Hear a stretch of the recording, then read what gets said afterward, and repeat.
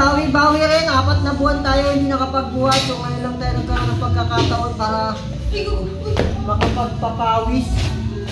So yun, babawi tayo para medyo meron tayo ng konting lakas.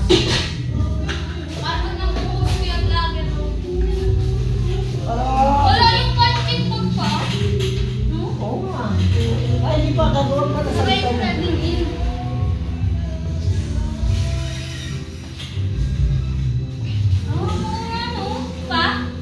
Mas maganda pala ito yung unahin para na yung kang Oo. bata na sa iyo.